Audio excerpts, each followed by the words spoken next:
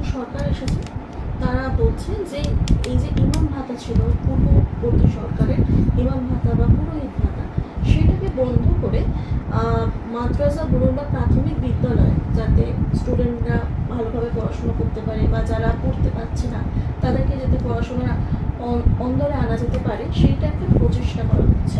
এই বিষয়টা কি বলতে চাই? দেখুন, সর্বপ্রথম কথা হচ্ছে, যদি সরকার চাইবে সবসময় উন্নয়নের জন্য, আর পশ্চিমবাংলার মানুষ চাইছে উন্নয়ন। সরকার যদি ইমাম ভাতা, পুরোহিত ভাতা বাদ দিয়ে যদি স্কুলের বাচ্চাদের, ছেলেদের পড়াশোনা যদি এডুকেশনের দিকে যদি লক্ষ্য করে, ইমামরা নিজেরাই বলবে, পুরোহিতরা নিজেরাই বলবে যে আমাদের কাছ থেকে পয়সা নেই। কেন? সরকারের ওপরে জনসাধারণের, জনপাবলিকের একটা আস্থা থাকে। আমার রাজ্যের যিনি অভিভাবক, সেই অভিভাবকের দায়িত্ব হচ্ছে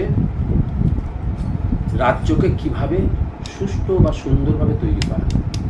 আমাদের রাজ্যের সর্বপ্রথম হচ্ছে যে শিক্ষার এডুকেশনটা শেষ হয়ে যাচ্ছে, শিক্ষার সাথে সাথে যারা পড়াশোনা করেছে তাদেরও পরিস্থিতি খুব খারাপ, চাকরি নেই, তারা পড়াশোনা করে কি করবে? তারা তো দিশেহারা হয়ে আছে। এই সামান্য এই যে ইমামদের হাতে যে টাকা দেওয়া হয় বা পুরোহিতদের যে পয়সা দেওয়া হয়, তারাও তাদের বাচ্চাদেরও শিক্ষা করায়, তাদের বাচ্চাদের পড়াশোনা করায়। কত টাকা সরকার দেয় ইমাম বা পুরোহিতদের? কিন্তু যদি সরকার যদি মনে করে যে ইমামদের পয়সা, পুরোহিতদের পয়সা না দিয়ে, তাদের হারে না দিয়ে যদি মনে করে যে শিক্ষা গ্রোথ ভালো হবে, তো সরকার ইচ্ছা করলে তাও পারবে। এবং সরকারের দরকার হচ্ছে লাখো লাখো